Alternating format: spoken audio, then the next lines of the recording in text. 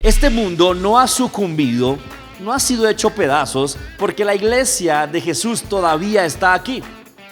Entonces, cuando la iglesia de Jesús ya no esté aquí, no habrá quien detenga toda la maldad que viene. Pero le tengo una noticia: la iglesia de Jesús es el camino a estar bien, a estar mejor, a estar con Jesús. Nosotros tenemos el boleto de acceso al cielo, se llama fe en Jesús. No lo rechace, por favor.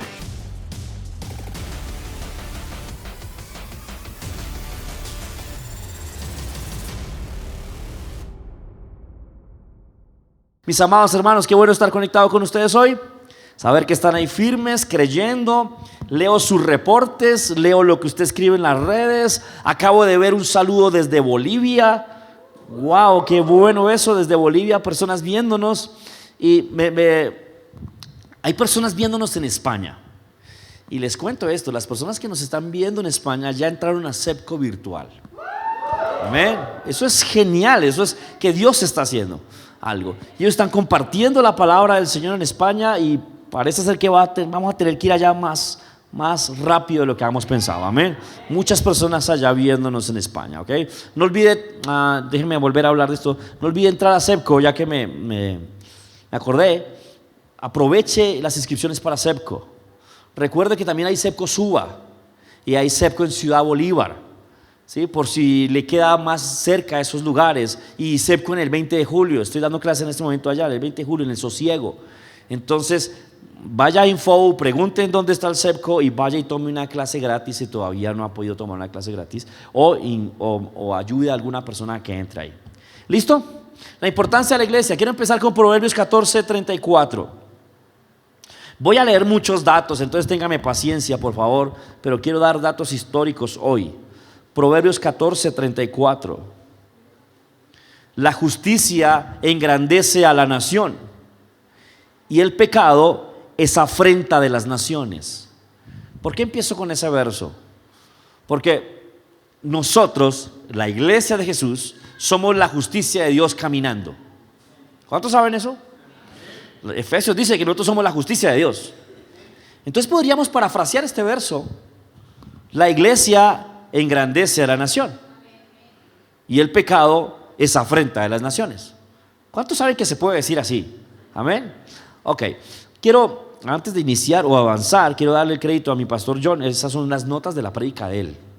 Yo lo escuché enseñar de esto el martes de la semana pasada y le pedí el favor que me regalara sus notas, me las prestara, y él muy amable me las prestó. Entonces voy a predicar las notas de él, están buenísimas, es buenísimas. Entonces el crédito es de él. Amén. Listo. Entonces la iglesia es sal y es luz. Algunos dirán: bueno, si la iglesia fuera más importante sería petróleo o electricidad. ¿Por qué sal y luz? Ok, aquí la Biblia está utilizando dos cosas naturales para que entendamos quiénes somos. Vaya conmigo a Mateo capítulo 5, verso 13. El Señor Jesucristo hablando de sus discípulos. Ahora, ¿usted sabe quién fundó la iglesia? ¿Quién es el fundador de la iglesia? Jesús. O sea, esto es idea de Jesús. Amén. Si a alguien le molesta esto, le está molestando una idea de Jesús. Estamos haciendo la idea de Jesús. Amén. ¿Estamos bien? Amén. Ok, mire lo que dice. Se lo voy a leer de la versión amplificada, de la Nueva Traducción Viviente primero y después de la amplificada. Dice: ustedes son la sal de la tierra. Pero ¿para qué sirve la sal si ha perdido su sabor?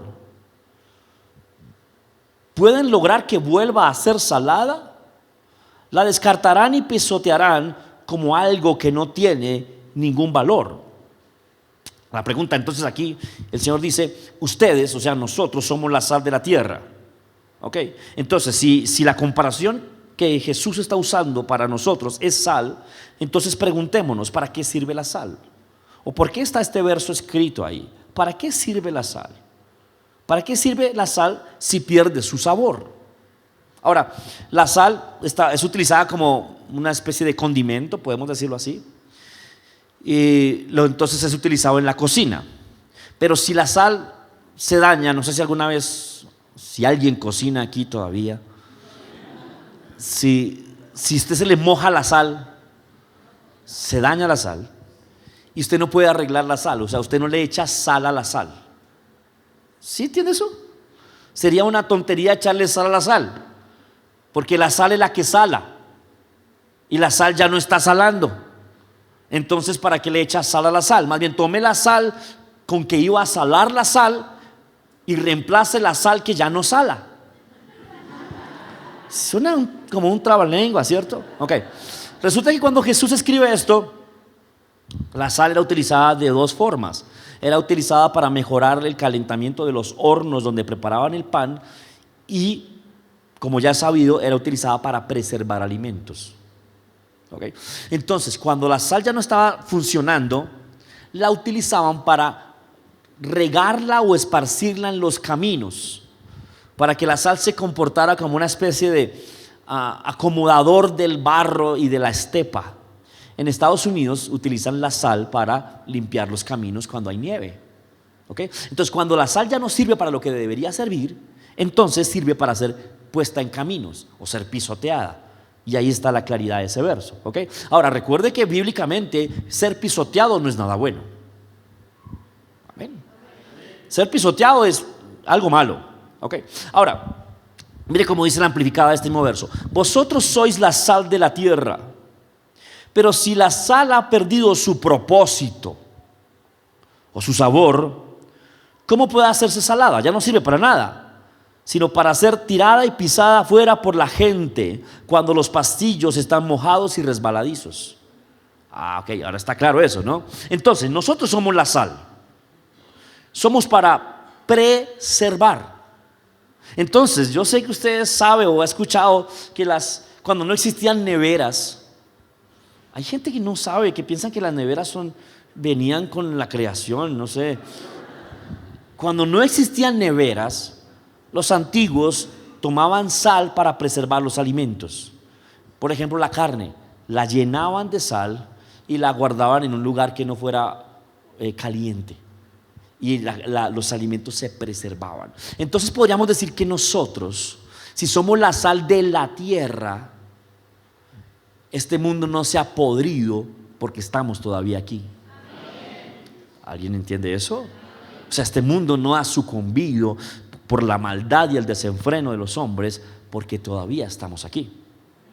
Y en los lugares donde la iglesia de Cristo no hizo su labor, esos lugares se pudrieron, perdieron su propósito. ¿Alguien entiende lo que estoy diciendo? Es bien claro comprenderlo. Ahora, la presencia de la iglesia es la que está evitando la maldad. Y específicamente vamos a mirar en Tesalonicenses que es la presencia de la iglesia la que no ha permitido que el anticristo se manifieste. No sé si lo habrá leído, se lo voy a leer acá, vaya conmigo a 2 de Tesalonicenses capítulo 2, verso 3. Ahora lo invito a que en su casa lea todo el capítulo, es buenísimo, porque está hablando de la venida del Señor. Y no es un pasaje que se explique mucho en iglesias hoy día. Esto está muy escaso en las predicaciones hoy día, porque he estado rastreando gente que predique esto y los videos que he encontrado en YouTube son viejos, de hace 15, 20 años. Esto no está muy actual hoy, no se está enseñando. Entonces mira lo que dice: no permitan que nadie los engañe. Ese día no llegará hasta que los enemigos de Dios se rebelen contra él y haya aparecido el hombre malvado o el hombre de inequidad o la abominación, el hombre malvado que será destruido. Ese hombre está en contra de Dios y de todo lo que está dedicado a Dios. Hasta pondrá su trono en el templo de Dios y afirmará que él mismo es Dios. Acuérdense que ya les había hablado de esto cuando estuve con ustedes. Ahora, el apóstol Pablo está hablando aquí con los tesalonicenses de algo que ya les habló. Entonces lo invito a que lea 1 de Tesalonicenses. Esta es 2, ¿ok? Les está hablando de algo que ya les habló. Específicamente les está hablando del anticristo. Pero quiero que note esto. Dice, ese hombre está en contra de Dios y de todo lo que está dedicado a Dios. O dice otra versión, que se opondrá a cualquier clase de Dios o cualquier cosa que no sea Él el Dios. Entonces este hombre se manifestará en contra de cualquier religión. O sea, su pensamiento y su línea de acción, su línea de actuar será completamente humanista. Nada de Dios, ninguna religión le gustará a él, aunque utilizará la religión tradicional como plataforma para subir, porque el falso profeta es una figura religiosa que lo levantará para que suba. Pero cuando esté en el poder, cuando ya haya terminado su campaña, recuerde que en campaña dicen una cosa y en poder hacen otra. Cuando haya terminado su campaña se revelará quién es verdaderamente, se opondrá a Dios por completo. Y si usted lee allá Apocalipsis, dice que inclusive el Vaticano quedará sacado de juego. Inclusive el Vaticano, ¿ok? Y aquí dice otra cosa. Se opondrá a toda cosa que se llame Dios, hasta pondrá su trono en el templo de Dios. Ok, entonces algunos dirán, bueno, para que pongan su trono en el templo de Dios tiene que haber templo. Y en este momento no hay templo. ¿Cuántos saben eso? Okay. No hay templo en este momento en Israel. Pero si usted miran lo invito a que mire ahí en internet, el Instituto del Templo. Es una organización judía que está recibiendo dinero de toda parte del mundo y tiene listo el templo para construirlo apenas se dé la ocasión, apenas ocurra o un tratado de paz o una guerra. Ya lo han hecho, ya han hecho cosas así los judíos. Entonces, tan pronto ocurra algo que les permita construir el templo, van a tomar la explanada del templo y la van a construir. Y ya está hecho por partes, o sea, lo podrían fabricar en 3 meses. En 3 meses lo tendrían listo. Ya tienen las vestiduras sacerdotales, ya tienen los implementos, o sea, los utensilios sacerdotales, ya tienen la menorá, ya tienen el velo del templo, ya está hecho, ya están las vaquillas rojas, las vacas rojas que aparecieron ya para ser sacrificadas. Era una raza que se había extinguido, se extinguió con Tito esa raza, fueron quemadas cuando destruyeron el templo, pero volvieron a aparecer, ya están esas vacas, ya está todo listo y se rumorea que también encontraron el arca. O sea, obviamente ellos no van a decir aquí tenemos el arca, ya la tenemos. Ellos están guardando eso, se rumorea que ya la encontraron. En este momento, el pastor Jones dio esa noticia, en este momento están construyendo un metro o un tren entre el aeropuerto de Jerusalén y la explanada del templo. ¿Para qué construyen ese acceso directo? ¿Por qué hacen eso? Ellos están planeando a futuro. ¿Alguien me entiende esto? Ok, entonces sabemos que es el anticristo de quien está hablando aquí, pero mire el verso 6. Bien saben ustedes, ok, él les dice porque ya les dijo eso. Les habla cosas que ellos ya saben. Dice, bien saben ustedes qué es lo que detiene a este hombre malvado, para que no aparezca antes de tiempo, porque su plan secreto de maldad ya está en marcha. Solo falta que se quite de en medio lo que detiene a ese hombre. Después de eso, ese malvado aparecerá. Satanás lo ayudará a engañar a muchos con señales y falsos milagros. Note que hay algo deteniendo al anticristo. Cuando ese algo sea quitado, se manifestará. Algunos teólogos dicen que es el Espíritu Santo, pero la mayoría concuerdan que es la iglesia, porque es la iglesia la única que sale de escena en Apocalipsis 3. O sea, la única que sale de escena del mundo porque es llevada a otro lugar es la iglesia. El anticristo, el Espíritu Santo seguirá trabajando aquí con los judíos que vuelvan al Señor, con los 144,000 y con los 2 testigos. El Señor seguirá salvando personas acá a través del Espíritu Santo, pero lo que es quitado del mundo es la iglesia. Ahora es completamente lógico porque Jesús le dijo a la iglesia: he aquí os doy potestad para hollar serpientes y escorpiones y sobre toda fuerza del enemigo y nada os dañará. Ok, si nosotros que tenemos toda fuerza sobre el enemigo ya no estamos, tiene vía libre. ¿Alguien está entendiendo eso? Ok, entonces somos nosotros, la iglesia, la que no ha permitido que el anticristo entre a escena. ¿Seremos importantes? Ahora, no sé si se ha dado cuenta que cuando una iglesia es puesta en un barrio o en una localidad, ese lugar mejora, cambia hasta el comercio. Y yo he visto lugares donde había iglesias. Yo conocí el entorno de lugares de iglesias y hace poco he pasado por lugares donde ya no está esa iglesia y el entorno está terrible, inclusive donde hay cristianos. Lugares donde habían cristianos y ya no están, el entorno se ha puesto difícil. Ahora, déjenme hablar un poquito del fundador de la iglesia. ¿Quién es el fundador de la iglesia? Jesús. Ahora, ¿quién es el más influyente en la historia del hombre? Un científico, un político, un rey, un filósofo, un deportista, un artista, un inventor. En verdad, la persona más influyente en la historia es un predicador itinerante llamado Jesucristo. H.G. Wells dijo esto: soy un historiador, no soy creyente, pero debo confesar como historiador que este pobre predicador de Nazaret es irrevocablemente el centro de la historia. Jesucristo es sencillamente la figura más dominante en toda la historia. Sócrates enseñó durante 40 años, Platón durante 50 años, Aristóteles durante 40 años y Jesús solo por 3. Sin embargo, la influencia del ministerio de 3 años de Cristo trasciende infinitamente el impacto dejado por los 130 años sumados de estos filósofos que estuvieron entre los más grandes filósofos de toda la antigüedad. ¿Alguien entiende eso? ¿Cuántos saben que es cierto? Ahora, Norman Glaser dijo esto: así que yo me quedo con él, no con el que afirma ser sabio, Confucio, o el que afirma ser iluminado, Buda, o el que afirma ser un profeta, Mahoma, sino con el que afirma ser Dios hecho hombre, el que declaró eso antes que Abraham: yo soy, y aparte de eso lo demostró. Ahora, esta persona, la persona de Jesús, fue el que fundó la iglesia. Y al fundar la iglesia pudo decir lo que dijo. Le continuó leyendo Mateo 5:14. Miren lo que dice acá: ustedes son la luz del mundo. Como una ciudad en lo alto de una colina no puede esconderse. Nadie enciende una lámpara y luego la pone debajo de una canasta.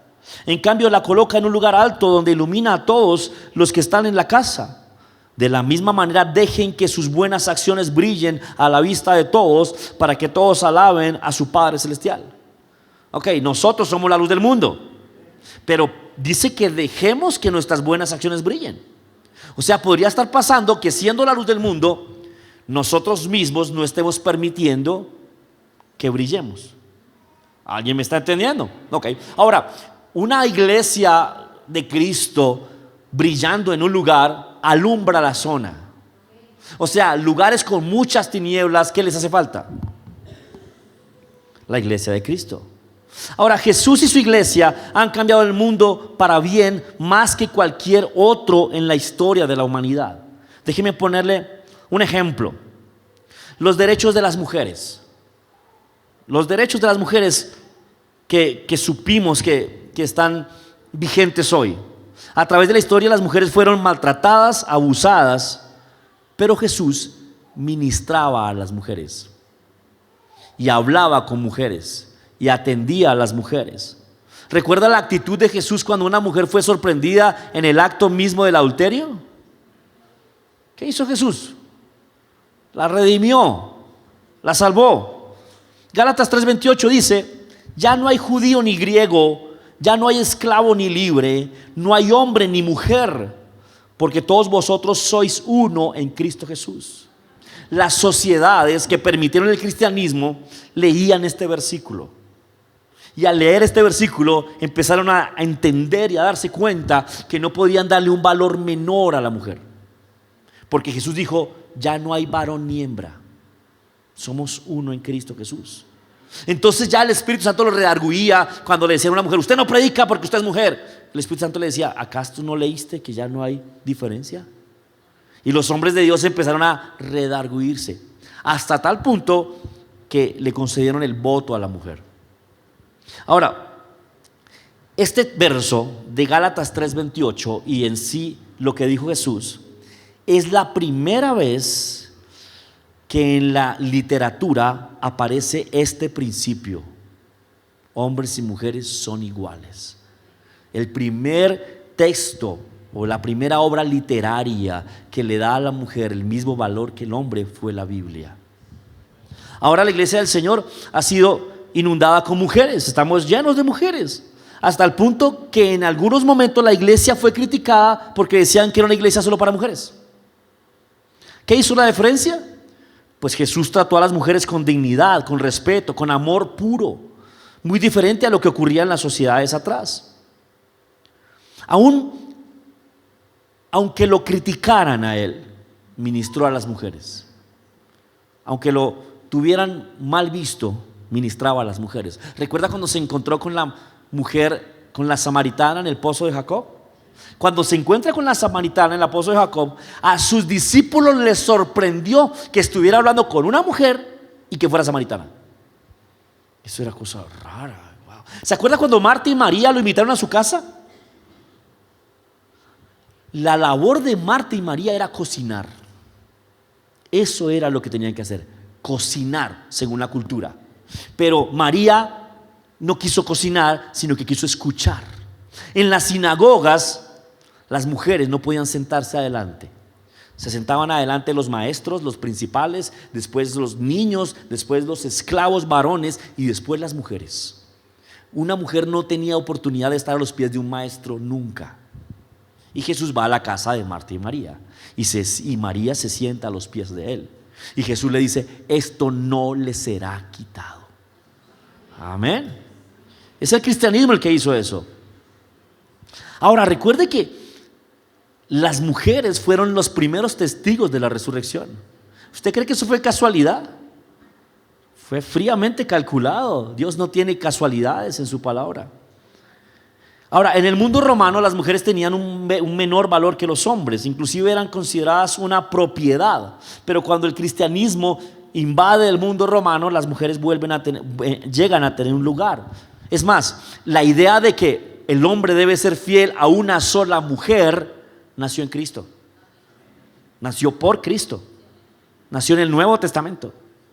Porque la mujer era vista como un aparato de reproducción andante que cocina y barre.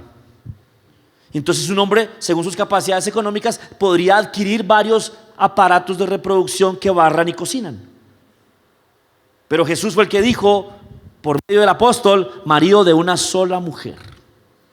Amén. Y esto dignifica a la mujer, porque ahora la mujer ya no era una cosa que yo podía acumular. Ahora era mi compañera. Amén. Y eso lo logró la iglesia de Cristo. El legado de Jesús y su iglesia se mantiene hoy día, pero en los países donde el cristianismo no es o no ha tenido influencia, las mujeres están en desventaja. Para una muestra, Irán. No sé si lo ha visto. No sé si ha visto las manifestaciones en Irán. ¿Okay? Si no fuera por la iglesia, a la sociedad no le importaría el derecho de las mujeres.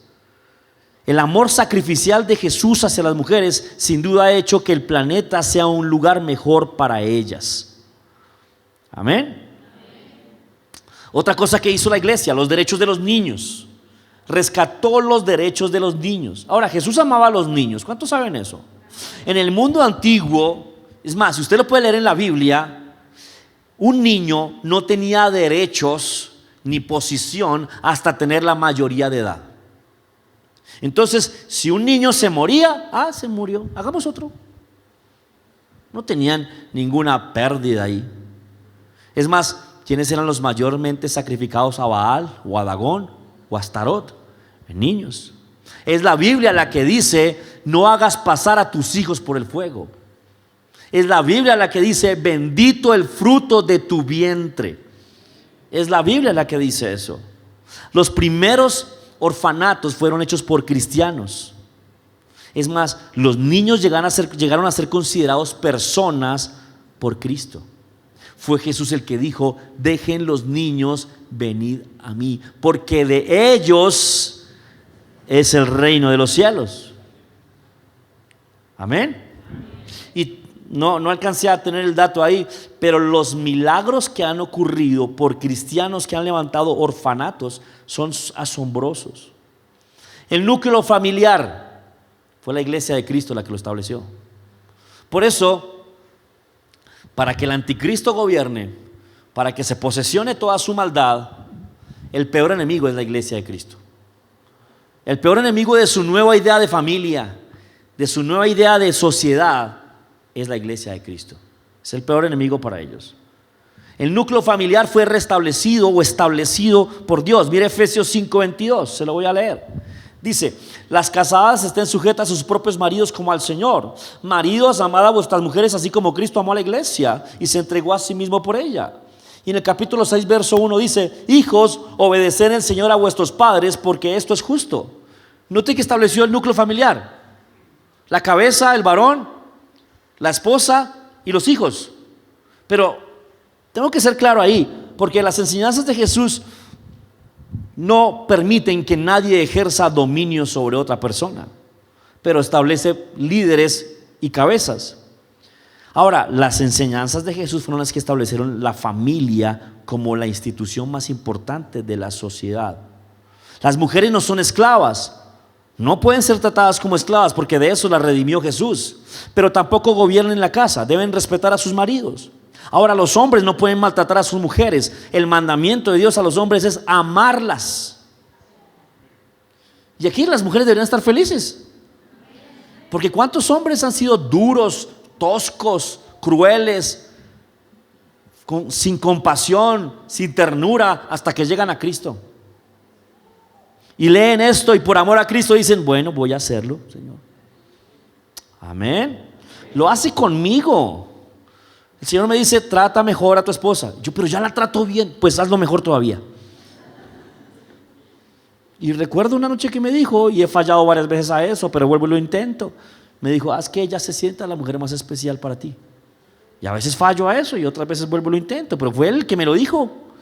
Yo estaba pensando que me dijera que fuera y pusiera una iglesia por allá en la luna, pero no, me dijo: haz que ella sea la mujer más especial para ti. Ahora, también dice la Biblia que los padres deben criar a sus hijos en amonestación y disciplina del Señor. Es la Biblia la que dice eso. No se le haga raro que el diablo diga lo contrario. El diablo está diciendo hoy día: déjelo que desarrolle el libre ejercicio de su personalidad. ¿Se imagina si yo permitiera que Benjamín ejerza la personalidad que tiene? ¿O que Aaron ya tome decisiones él solo por su vida? ¿O que Shaya haga lo que quiere en la casa? Ya cree que los unicornios son reales. Son niños, los llevamos en sujeción. ¿Alguien entiende eso? Cualquier cosa que vaya en contra de eso no es de Dios. Las verdades cristianas de amor, sumisión, honra, el valor igualitario, la sociedad, la igualdad en amor sacrificial dieron armonía y protección a la familia. Otra cosa que el cristianismo sacó adelante: los derechos humanos, el cumplimiento de los derechos humanos. Tal vez piensas que los derechos humanos en sentido común, pero no siempre fue así. Cuando nosotros que no conocimos, cuando no había los derechos humanos, nos es difícil entender que eso no existía y que fue la conciencia cristiana la que los puso en vigencia. A ver, ¿a qué me refiero? La Biblia dice: ama a vuestros enemigos y bendice a los que os maldicen. Haced bien a los que os odian y orad por los que os ultrajan y persiguen. ¿Saben dónde se aplican los derechos humanos? Entre personas que no se llevan bien. Porque los derechos humanos no se necesitan aplicar entre personas que se aman. Ya hay derechos humanos ahí. Ya hay privilegios, ya hay buen trato. Los derechos humanos se aplican con mi enemigo. Si es un ser humano, tiene derechos. Amén. Esto llevó a que naciera la Cruz Roja. La Cruz Roja fue fundada por personas con temor de Dios, que buscaron llevar un trato igualitario a los dos bandos de una guerra, y que cualquiera de la persona que estuviera herida en los dos bandos de una guerra tuviera la oportunidad de ser atendido de forma digna. Eso es conciencia cristiana, y eso está basado aquí: ama a tus enemigos. ¿Alguien me está entendiendo eso? Inclusive las guerras libradas por Inglaterra, no en su totalidad, pero en su mayoría, Las guerras libradas por Inglaterra estaban regidas por la conciencia cristiana. Entonces, cuando Inglaterra iba a la guerra, tenía cuidado de no matar demasiado brusco a su enemigo. Por este verso. O sea, y lo mataba sin sufrimiento. Por este verso. Piénselo, hasta dónde la conciencia cristiana ha llegado. Y cuando su enemigo se rendía, estaban obligados a aceptar su rendición, a atenderlo y a salvarle la vida. Y eso es basado en este verso. ¿Quién lo puso? La iglesia. Ahora, la ayuda humanitaria. La ayuda humanitaria ha sido llevada a cabo de una forma más eficiente que cualquier otra institución por la iglesia cristiana. Somos la institución que a cuenta propia visitamos cárceles, orfanatos, hospitales y manicomios.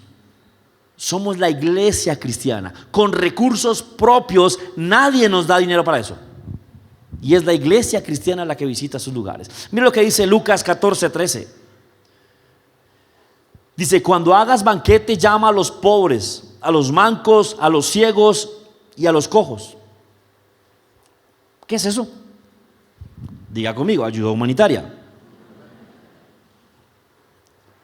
Primera de Juan 3:17, mire lo que dice: pero el que tiene bienes de este mundo y ve a su hermano tener necesidad y cierra contra él su corazón, ¿cómo mora el amor de Dios en él? Cristianos que leyeron esto empezaron a hacer comedores, ayudas comunitarias, albergues, santuarios para personas enfermas. Ayudar a los necesitados y los que están en crisis ha sido una parte de nuestro legado como cristianos. Es más, como un ejemplo, no sé si usted conoce la organización Samaritan Purse de Billy Graham. Es la mayor entidad privada que lleva ayudas al mundo. En ocasiones ha superado las ayudas de la ONU y es de cristianos. En el mundo, en muchos países, más del 75% de las donaciones de caridad son hechas por personas que creen en Dios o de alguna manera tienen fe en Dios. La iglesia o la organización religiosa que más ha enviado misioneros al mundo es la Iglesia de Cristo, con el país de los Estados Unidos a la cabeza, con un índice inalcanzable por cualquier nación hasta ahora. Ha mandado más misioneros la iglesia cristiana norteamericana que todos los países juntos en el mundo. Y para alcanzar a los Estados Unidos tendrían que mandar misioneros sin parar durante los próximos 50 años. Y cada misionero llegaba a algún lugar con dádivas. Yo estuve en Guatemala hace unos años y yo notaba en Guatemala algunas edificaciones que no parecían del lugar. No se unían al folclore del lugar. Es más, esas edificaciones parecían norteamericanas. Y nos pusimos a preguntar y eran edificaciones construidas por misioneros norteamericanos que llegaron a predicar a Guatemala. ¿Alguien está entendiéndome? Son los misioneros en todo el mundo los que han predicado el evangelio y ayudado al pobre, dan comida a los hambrientos y cuidado a los enfermos. Es más, muchos misioneros son graduados de medicina. Muchísimos, cerca del 70% de los misioneros son graduados de medicina, porque llegan a los lugares a ayudar. Es difícil medir el impacto gigante que tiene la iglesia y que ha tenido al ayudar a la humanidad. Es más, la estadística dice que las fundaciones tienen un 0.8% de efectividad en rescatar drogadictos, más la iglesia cristiana tiene un 40% de efectividad rescatando drogadictos.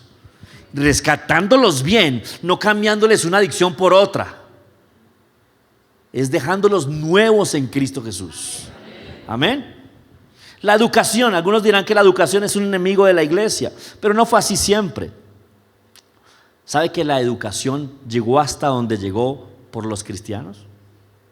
Mire, los cristianos siempre han sido interesados en el desarrollo de la mente. Por ejemplo, Mateo 22:37 dice: amarás al Señor tu Dios con todo tu corazón, con toda tu alma y con toda tu mente. Muchas personas o muchas religiones politeístas solamente se fijaban en alguna forma espiritual, pero el cristianismo hizo que las personas dedicaran su alma, su mente, su cuerpo, su espíritu para el Señor. Otros no ponían cuidado a la mente. El cristianismo sí puso cuidado a la mente. Casi todas las universidades de Norteamérica e Inglaterra han sido comenzadas por cristianos. Tengo algunos datos por acá. La revista Time dijo que el evento más importante de los últimos 500 años fue la impresión de la Biblia por Gutenberg, porque hizo que la verdad y el conocimiento estuvieran disponibles para las masas. La sociedad trata de pintar a los cristianos como brutos, como indoctos, como retrasados, pero fueron los cristianos los que fundaron las mayores universidades del mundo. Le doy un dato, por ejemplo. Francis Collins confiesa en su libro El lenguaje de Dios que el descubrimiento del genoma humano le permitió vislumbrar el trabajo de Dios. Reivindica que hay bases racionales para afirmar la idea de que hay un creador, y los descubrimientos científicos llevan al hombre más cerca de Dios. Fue la iglesia cristiana y los hombres temerosos de Dios los que dijeron que el diseño apunta al diseñador. Por ejemplo, Nikola Tesla, ingeniero y físico serbio nacionalizado estadounidense, era cristiano ortodoxo y fue el inventor del uso actual de la electricidad. Y tengo solo 2 datos de 100 que habían. Solo lo puedo dar 2. Max Planck, físico matemático alemán protestante, premio Nobel de Física en 1918, es el creador de la mecánica cuántica. La Universidad de Harvard, ¿alguien ha escuchado esa universidad? Fue fundada por los cristianos puritanos, quienes estaban entre las personas más cultas y educadas de la historia. Ahora, ¿por qué los llamaban puritanos? Porque se alejaban demasiado de toda clase de mal. ¿Le parece malo eso? Buenísimo.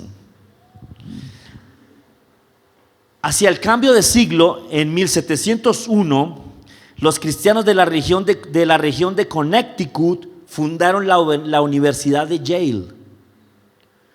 La Universidad de Princeton fue fundada en 1746 y fue originalmente llamada The College of New Jersey y surgió en parte por el impacto del primer gran despertar.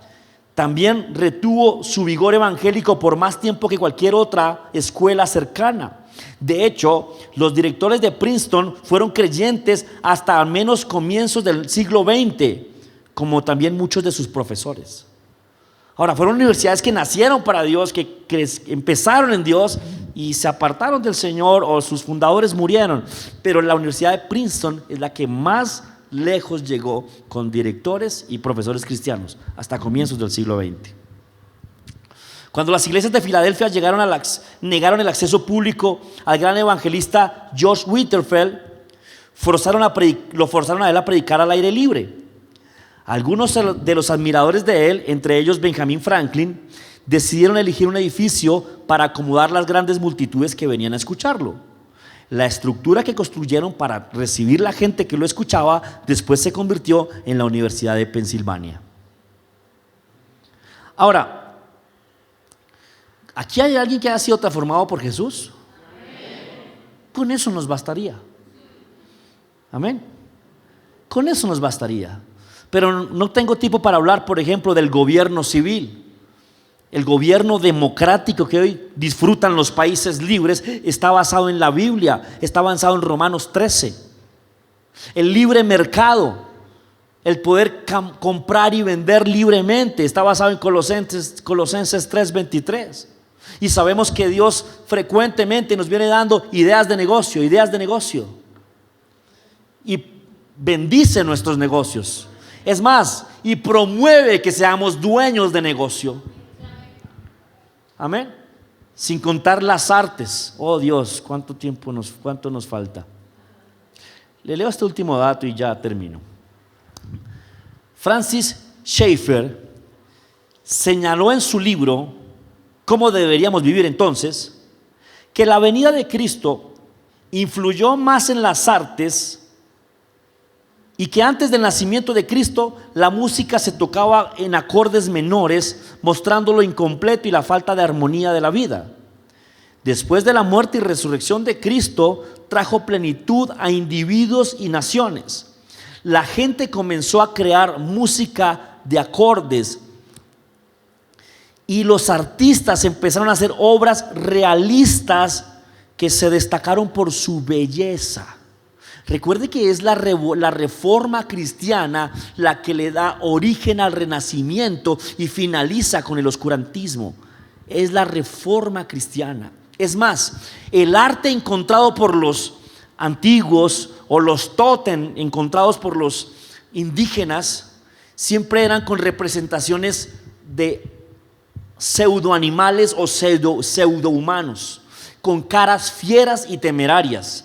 Es después de la venida de Jesucristo, de su muerte y resurrección, que los hombres empiezan a tener la capacidad de plasmar en el arte la belleza de la creación. Empieza con la reforma cristiana y empieza con la venida de Jesucristo. Entonces, ¿qué es la iglesia? La esperanza para todos. Colosenses 1:27 dice: a ellos Dios quiso dar a conocer las riquezas de su gloria, este ministerio entre los gentiles, que es Cristo en nosotros, esperanza de gloria. Sin Cristo y la iglesia, la gente estaría separada de Dios por la eternidad. Si eres una mujer, no tendrías derechos ni futuro. Tu familia sería disfuncional. No tendríamos adoración ni comunión. Estarías viviendo bajo el mando de un tirano que nadie controla. No tendríamos educación, ni tendríamos artes, ni la belleza del arte, ni el servicio de salud. Viviríamos en pobreza y miseria. Estaríamos viviendo en temor continuo y sin paz. No tendríamos amor, gozo y paz. Estaríamos sin Dios y sin esperanza. Mientras tanto, la influencia del carpintero de Nazaret, no elegido y no aceptado por los hombres, perdura, crece y se mantiene por nosotros alrededor del planeta. Mateo 5:14: ustedes son la sal del mundo. Como una ciudad en lo alto de una colina, no puede esconderse. Nadie enciende una lámpara y un fuego y la pone bajo una canasta. En cambio, la coloca en un lugar alto donde ilumina a todos los que están en casa. De la misma manera, dejen que sus buenas obras brillen a la vista de todos, para que todos alaben a su Padre Celestial. Jesucristo es la persona que más ha sido elogiada por el arte, que más canciones le han escrito, que más textos le han dedicado, que más obras de arte han pintado para él. Y el hombre, en su deseo por mostrar la grandeza de Jesús y de Dios, ha creado las obras magníficas que tenemos hoy en grandes museos. Si usted mira los museos de todo el mundo, más del 60% de sus obras son dedicadas por alguna persona que de alguna forma estaba buscando a Dios. Amén. Póngase sobre sus pies, por favor. Soy la iglesia de Jesús. Soy la luz. Soy la sal. No soy el opio del pueblo. No soy el bruto del barrio. No soy el torpe de la familia o el místico del lugar. Yo soy el que tengo a Cristo. Somos la esperanza de este planeta. Amén, aleluya. Gloria a Jesús. No permita que nadie le diga: ¿va para la iglesia otra vez? ¿Qué hace allá otra vez? Es un irrespeto, porque cuando usted dice voy para la universidad, todo el mundo dice: ay, qué bueno. Voy para la academia, ay, lo felicito. Voy a prepararme, oh, qué bien. Porque cuando usted dice voy a la iglesia, le dicen, ah, para la iglesia. No permita que alguien le diga eso. Y usted no permita eso en su mente. La iglesia de Jesús la fundó Jesús. Es la obra de Jesús. Y Jesús viene por su iglesia, no por nadie más. Amén, aleluya. Ya tengo que terminar y quisiera hablar con los que nos están viendo a través de las redes. Y de pronto alguna persona que nos visita hoy por primera vez. Quiero decirles que si usted escuchó este mensaje y aquí en su espíritu, en su corazón, saltó su espíritu entendiendo que es verdad y que es Dios hablándole, quiero decirle que Dios lo está buscando. Y no quisiera que se fuera de nosotros o que cerrara la transmisión y usted quedara igual y nosotros aquí igual. Yo quiero que usted sea nuestro hermano en Cristo. Y si hay alguien aquí que no es creyente, quiero que lo sea. La Biblia dice que si creo en mi corazón y confieso con mi boca, soy salvo.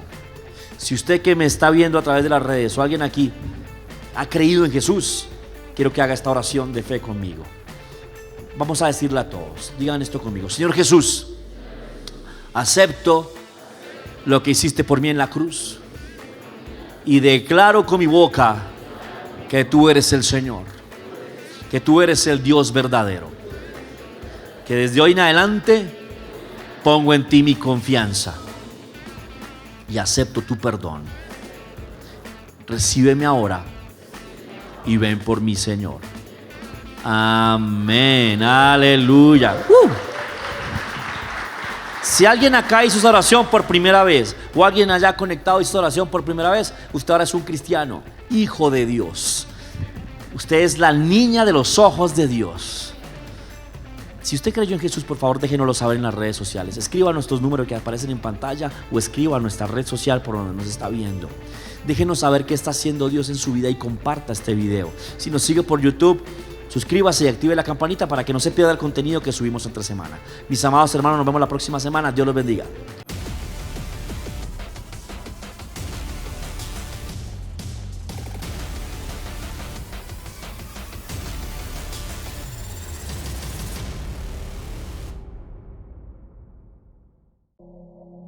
Sujeto más verbo.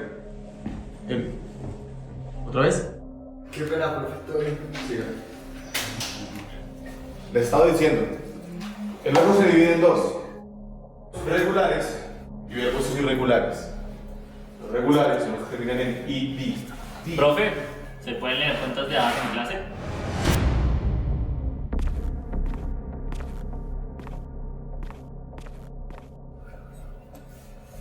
¿Qué es esto? La Biblia. ¿Todavía creen amigos imaginarios usted?